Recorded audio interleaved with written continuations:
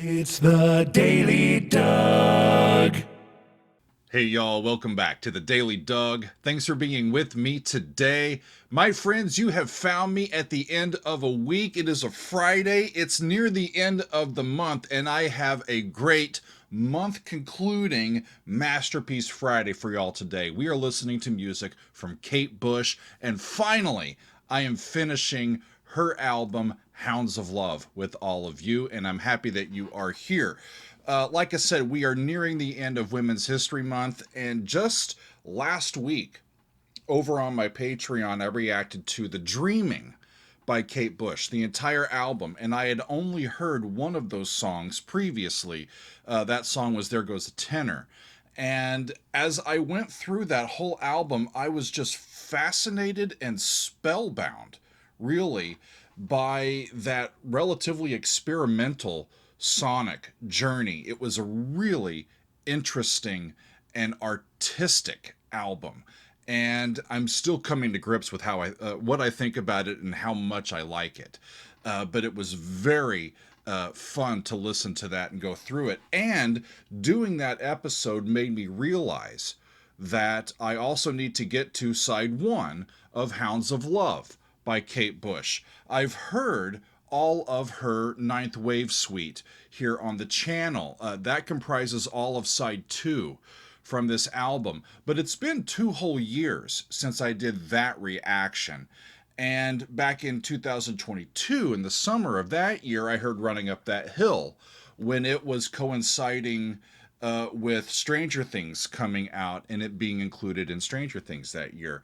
So there are 4 other songs on this side one of Hounds of Love that I have not yet heard, and I decided to go ahead and get this done on the last Masterpiece Friday of Women's History Month. I think it's a good idea, and it seems as though this music from Kate is so unique and so specifically her. It's like there's nothing else like it, and so I'm really curious to hear the rest of side one from Hounds of Love. It's her 5th studio album. It was released in September of 1985, coming up on 40 years since it has been released. And all of the singles that were released from this album come from this side. 4 of the 5 songs that we're going to hear today were released as singles. And so I'm down. Let's get started, y'all. We start actually with Running Up That Hill, A Deal with God. And this is the lead single from the album and one of the more iconic songs of the 1980s that still resonates today, especially, like I said, with its inclusion in the Netflix series Stranger Things. And like I said, this is one that I've heard. I've heard it relatively often, and I did react to it back in the summer of 2022, but I think it's going to be a lot of fun to use this as a catalyst to get us started so that I can prepare for the rest of the songs on side one. Joining Kate is Alan Murphy on electric guitar, Dell Palmer does bass and the drum programming, Stuart Elliott is also on drums, and Patty Bush, her older brother, is playing balalaika, which is that I think the triangle-shaped guitar, the folk guitar from Russia, I believe. So let's see what they've got here and be reminded of the greatness of this song. It is Running Up That Hill from Kate Bush. Here we go.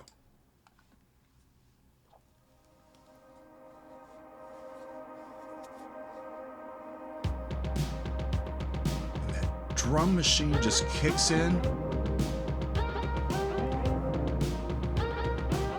Those interesting synth sounds. They're like blades.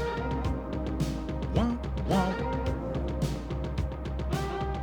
Interesting. And we're in C minor, friends.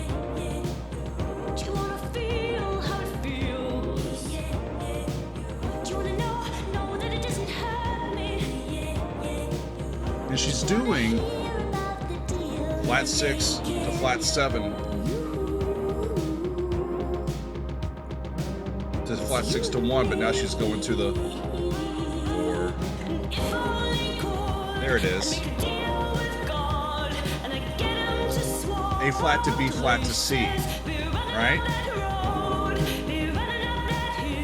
And it's moving up by step, running up that hill harmonically from 6 to 7 to 1. And when she keeps singing melodically, she keeps going to the B flat, which is the 7th of the key. So she's not quite all the way up that hill. She's still got to get there.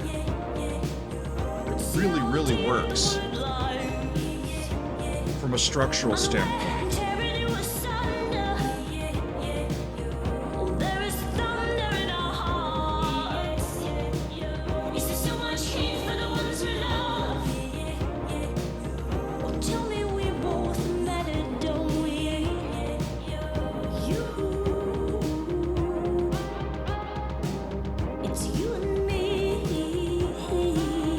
Was a bit more bass in the mix, but the sonic warmth of it makes up for that, you know?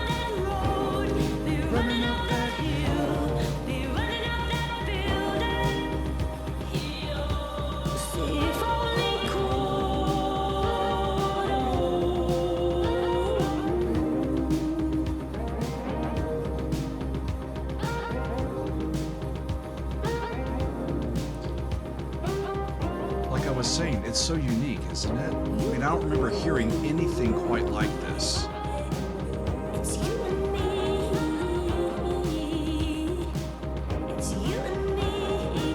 And that Lynn drum machine is just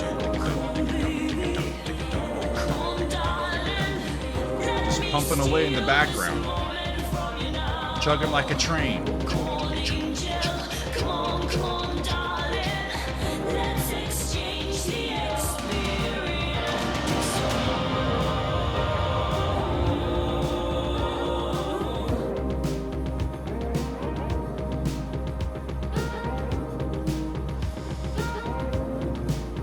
Got the video here.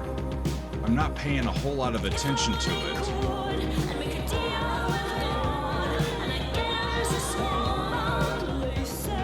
But I really do like the visuals typically that she puts with her music. It's always adding to, you know? It furthers the artistic experience.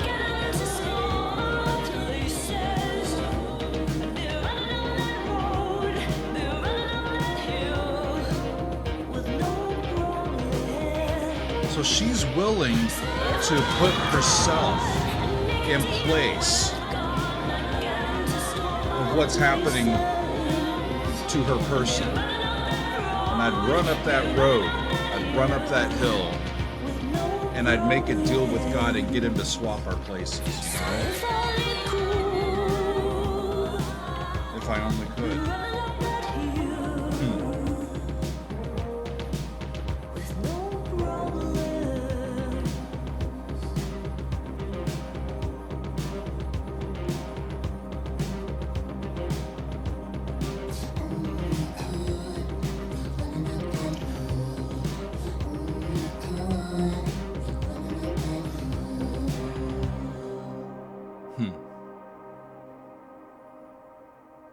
It's one of the classic grooves, you know, especially from the 80s. And it's making use of a very simple harmonic palette. She's in C minor the whole time, and she's not even really using any dominant chords. It's the only real dominant that's in there is the B flat subtonic, which is kind of a stand-in for the structural work that the 5 chord will do. The 7th chord in a minor key can move like the 5 chord, just in a little bit of a different sounding way.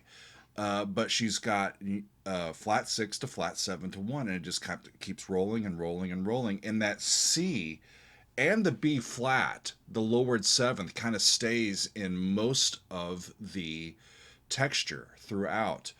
And it kind of gives a forever feeling, but also a moving upwards, a progression, right? And it really, like I said, does fit with the lyrics in that song. A great one, right? So now let me get to the rest of side one that I have heard. That I have not heard. Get it right here. So Hounds of Love is next, and it's the title track and third single from the album. This is one that Kate wrote early on in the development of the album, and lyrically here she is equating being chased by a pack of hounds as having an aversion to love or to a romantic relationship. And it's going to be fun to hear what this one sounds like. Kate is on vocals, the Fairlight CMI and her Yamaha CS80. Stuart Elliott's on the drums. Charlie Morgan is also on the drums on this. And Jonathan Williams is doing some cello work. So here is Hounds of Love, the title track from this album by Kate Bush. Here we go. It's in the trees. It's coming.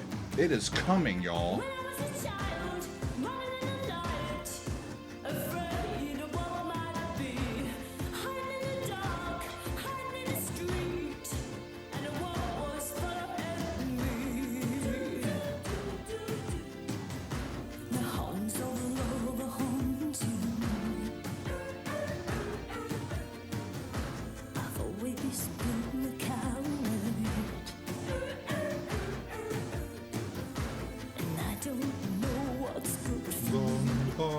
D minor. Switches to F major.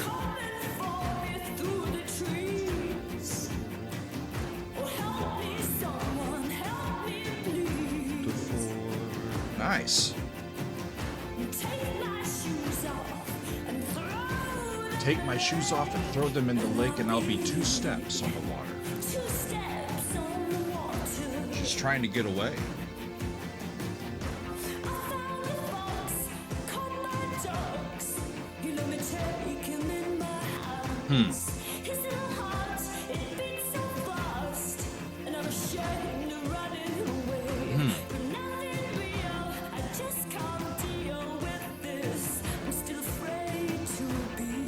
From nothing real, I just can't deal. I'm ashamed of running away from this. Sorry, I'm ashamed of running away from nothing real. I just can't deal with this. I'm still afraid to be here.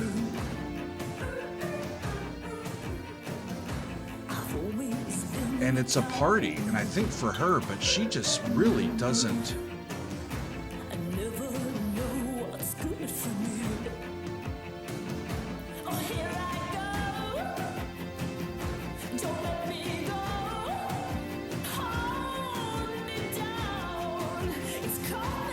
It's coming for me through the trees.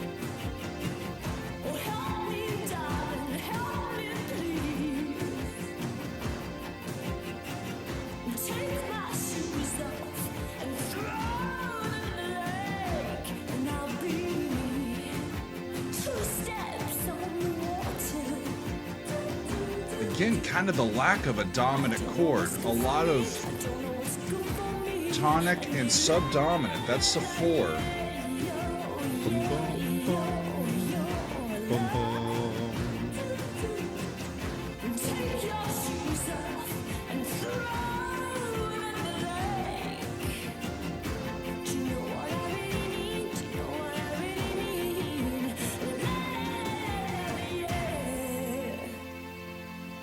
You know what I really need? I need love, love, love, love.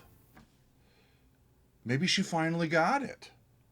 Maybe she finally got it. Huh. What a neat little song. Actually, I think I need more listens to it to get all that she's talking about in the lyrics and what she's actually referring to here.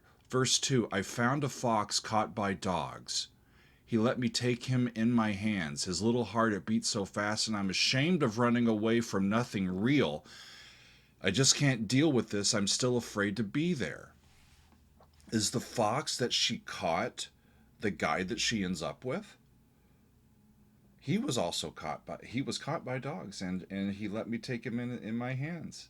Huh. it's interesting when almost everything's a metaphor, right? You got to figure out what actually is coming in the trees, you know, or coming from the trees. And so I think I'll listen to that one a couple more times and see what I can make out. If you have ideas on that particular song, let me know in the chat, because I didn't quite get the whole meaning of it, but it was very beautiful. It started in D minor and it switched in the chorus to F major, and we had a lot, like I said, of 1 chords and 4 chords, but hardly any dominant chords. And that gives it a forever feel, that feeling that the tonic is not going away. The tonic stays in pretty much every chord when you do that sort of thing. And that's pretty nifty. Next up is a song called The Big Sky, and this was the 4th and final single released from the album. It's a song of wonder, and it is reminding us of the simple pleasures that we, especially as kids, I think, enjoy, like looking up into the sky and imagining shapes and characters that are formed by the moving clouds, right? I remember doing that on long family trips, you know. Dad's listening to whatever crazy music that he's got up front, probably classic country, and I'm just in the back, just looking out the window and seeing if I can follow that sheep, and then the cow, and then the eagle, and then whatever it is, you know, or a dragon up there in the sky. Daydreaming, imagination, right? We tend to lose that as adults, and she is reminding us that, hey, there's a place here for imagination. Joining Kate is Patty on didgeridoo. Alan Murphy is on guitar. Martin Glover is on bass. Charlie Morgan is on drums. Dell Palmer does some more Lindrum programming, and Morris Pert does some percussion here. She's got different players on pretty much most of these songs. So let's figure out what this one has in store for us. It is The Big Sky from Kate Bush. Here we go.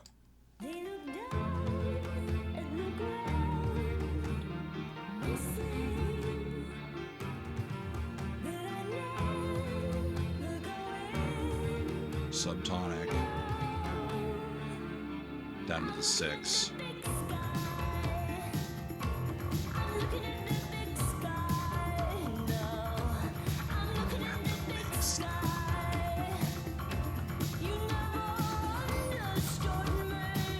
Yeah, subtonic.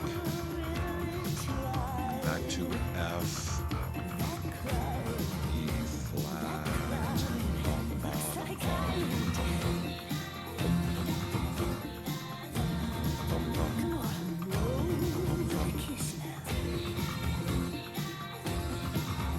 And again, the E flat here is a chromatic substitute for the 5 chord. It's subtonic instead.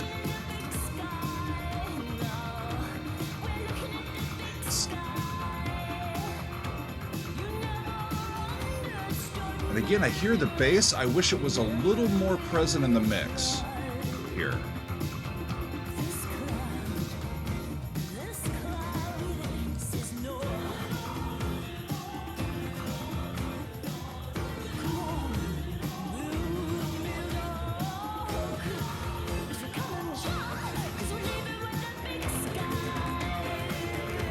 Huh.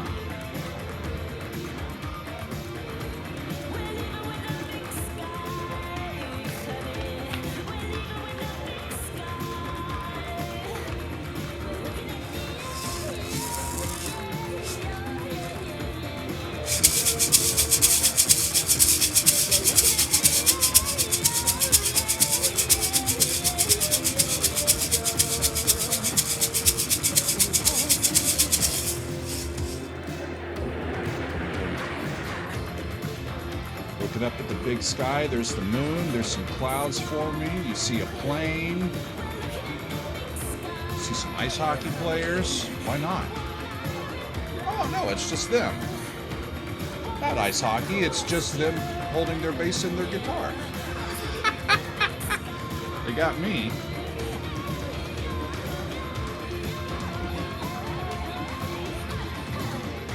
Again, harmonically, relatively static. It's mainly just two chords, that F major and E flat.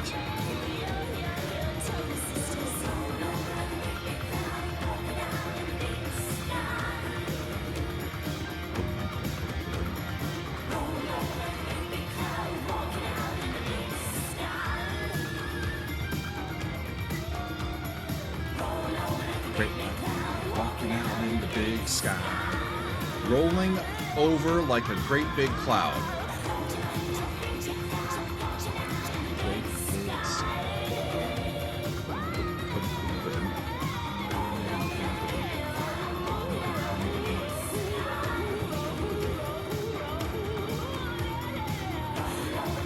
Her videos are always so interesting.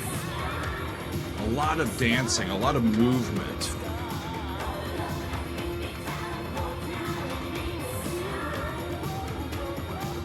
I typically like seeing videos that are performance videos. I want to see the players playing, you know?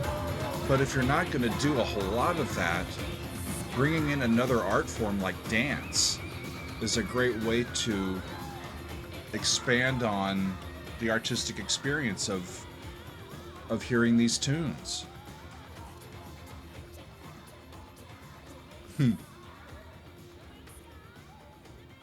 It's a fun song. I like that one. A long fade out.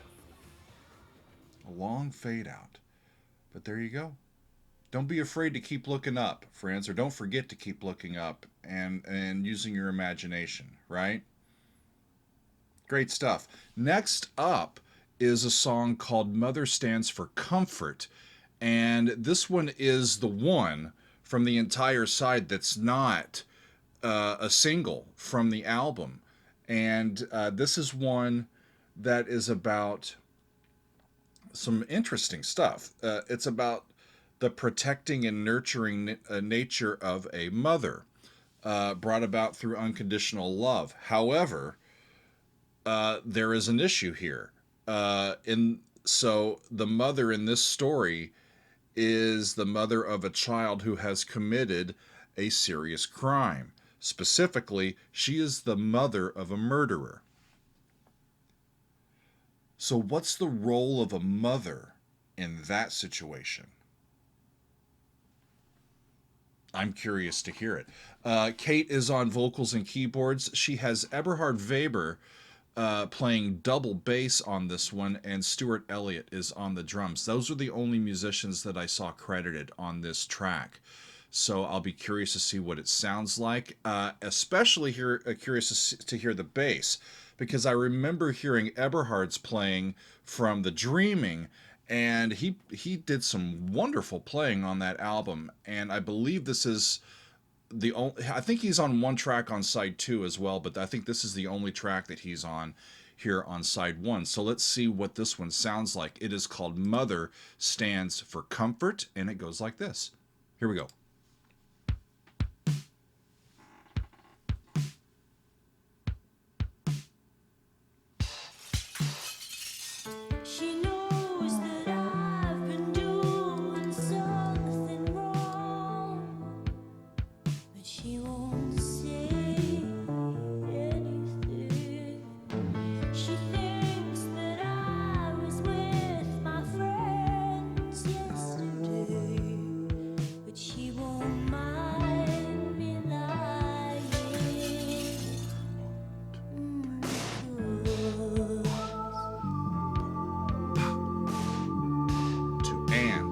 Right, so the snare hit is on the and of 2.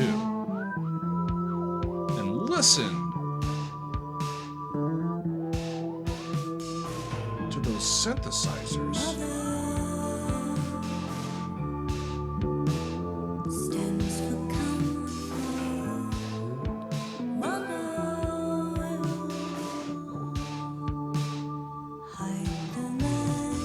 Mother stands for comfort. Mother, hide the murderer.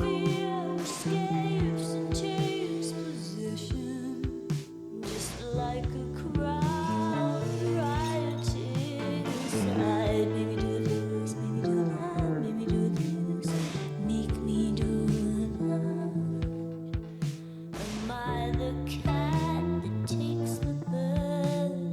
cat that takes the bird, to her the hunted, not the hunter.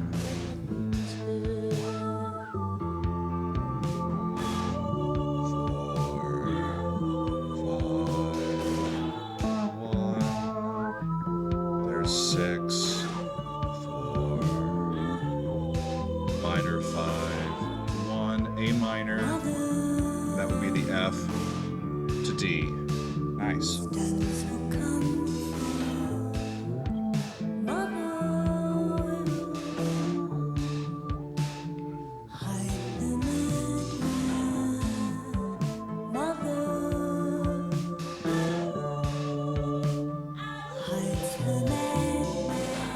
Mother hides the madman.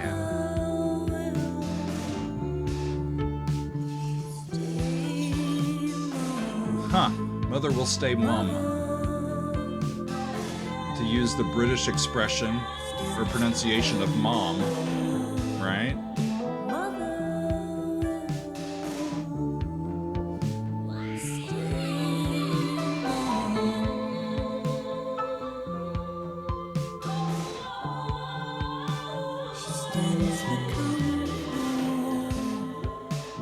It's again, we're using a dominant here, but it's a minor dominant.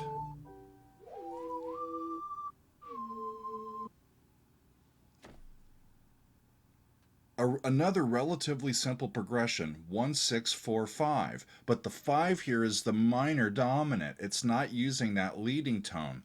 And so it still feels like it's connected to the rest of the album harmonically. Right? And it's a simple little song, but it's got all of these bells and whistles. It's like a pop song that's produced using a bass from like prog rock and like experimental or avant-garde electronica. It's a real interesting mix of a final product, isn't it? It's really fascinating. So we've got one more song on this side of the album. It's called Cloudbusting.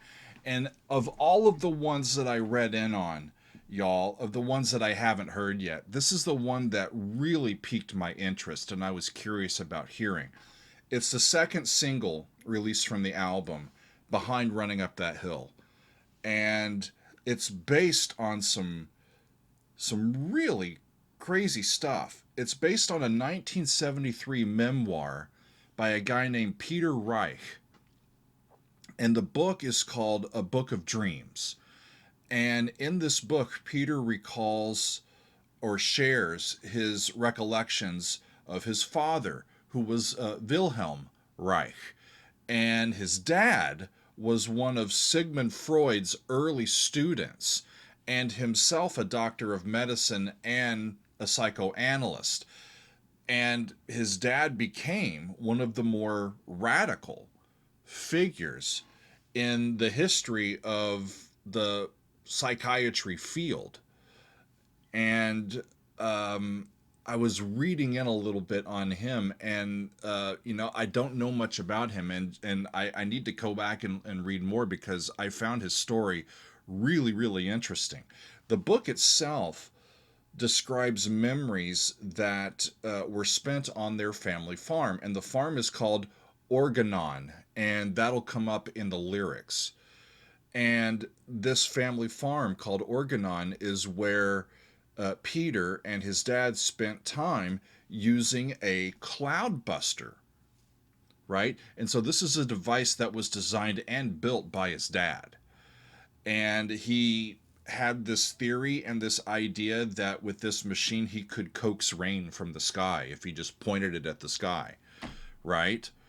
I don't think that they actually succeeded. But it's just interesting here. And in the lyrics, we see the boy here feeling pain and some loss and some helplessness as his dad was arrested and imprisoned. Probably for his writing and for his research and for his ideas that he was putting forward. I can't wait to get to it, y'all. I love songs like this that also teach me history lessons. So I'm looking forward to hearing this. This is the last song on side 1. It is called Cloudbusting by Kate Bush. Here we go.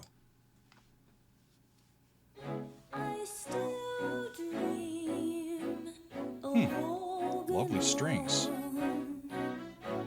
I wake up Push that up the hill. Is that Donald Sutherland? That's Kate. Donald Sutherland is playing Wilhelm?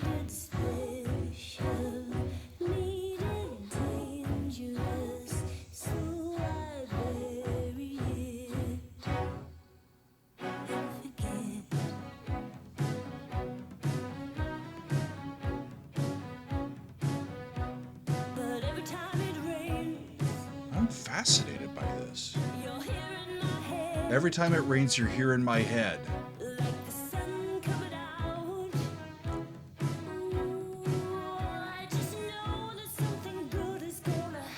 Point that ray gun at the sky.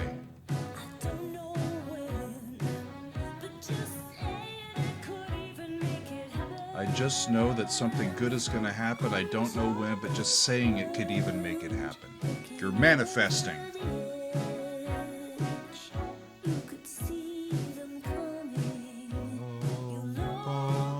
Bum, bum. There's 1 to 7 to 6.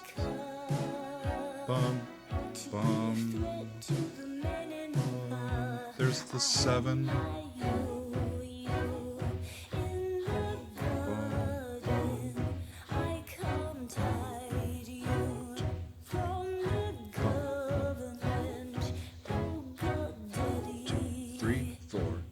Six. Okay.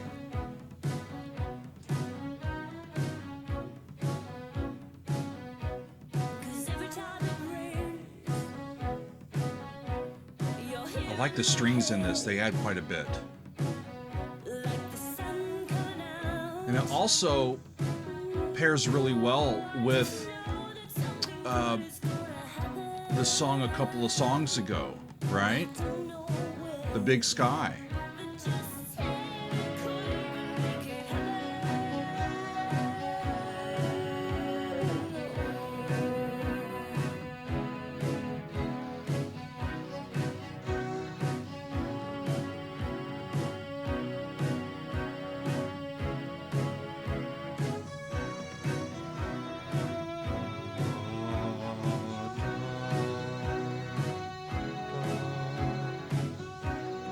So very similar progression to running up that hill. It's just a half step higher.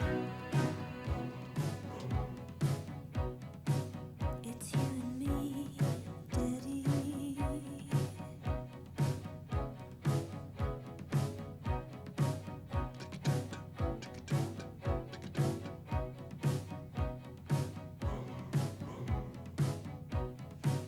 It's you and me, Daddy.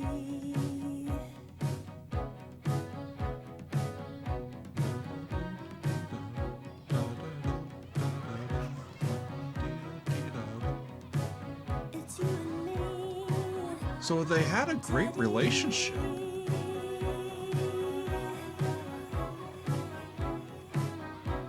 As it's depicted here.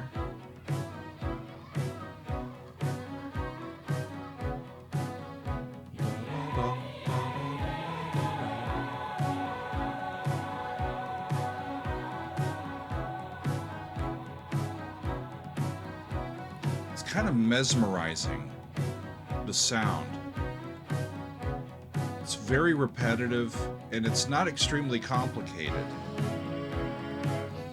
But the sonic landscape is so darn warm and exciting.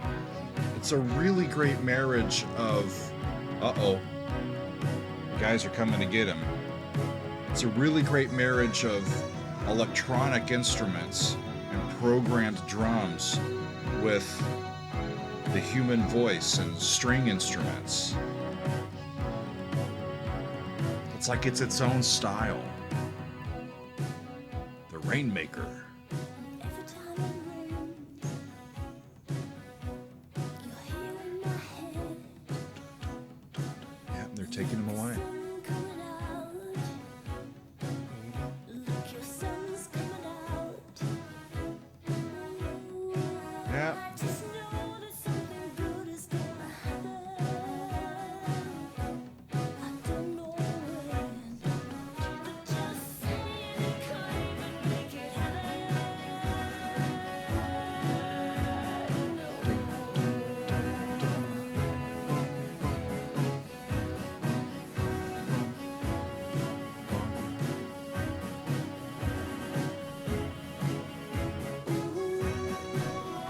Just say it kind and make it happen. You know, she's still applying these relatively avant-garde sounds and production on top of this, but again, the songwriting itself is quite straightforward. Cloudbusting day. Maybe they did succeed.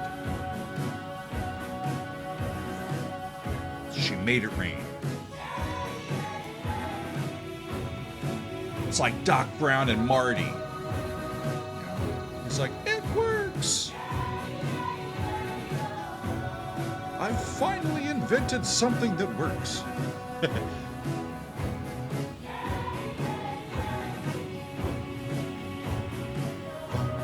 sun's coming out. Your sun's coming out.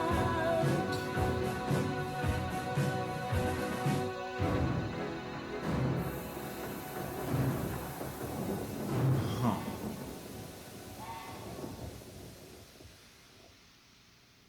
And then it fades out with a little bit of rain. And that's the end of side one. Well, I really enjoyed it. It's a much easier listening experience than I remember having with the Ninth Wave Suite on side two and with anything from the Dreaming. You know, it's really fascinating. Really fascinating for me to hear all of these songs that have so much commercial appeal, right? After hearing quite recently all of the experimental and esoteric music from the previous album. And I'm also remembering the Ninth Wave Suite from side two, you know, and side two becomes basically a half concept album about the fear of drowning. It's like she's making two albums here, you know, one album or an album side for widespread commercial appeal and another album side for the narrative artistic expression that she specifically wants to have. Works for me. And now 40 years after its release, the album is still considered one of the great albums of the 1980s and of all time. It's included highly on the Rolling Stone list of the greatest albums of all time. It's also on best of lists from Pitchfork and NPR, NME, Q, Apple Music, a whole bunch more. And when you go further than just overall greatest albums to like greatest albums of the 80s or greatest albums by female artists, it rises even higher on the list. In some instances, she's included in the top 5, top 10 of all time as an album produced and written and performed and all of that by a female artist. And it stays with us today, y'all. You know, she really does have a sound that's all her own.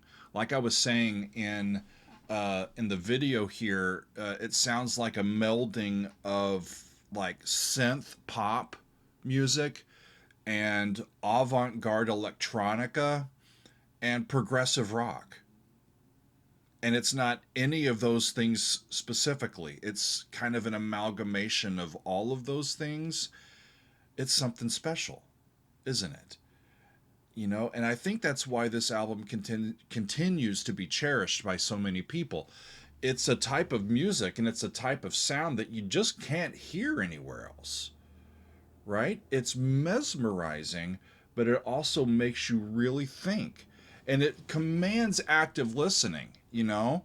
It's one of the things that really impressed me about The Dreaming. She is, from the start to the end, demanding your attention. She always gives us these sounds that continually draw us in.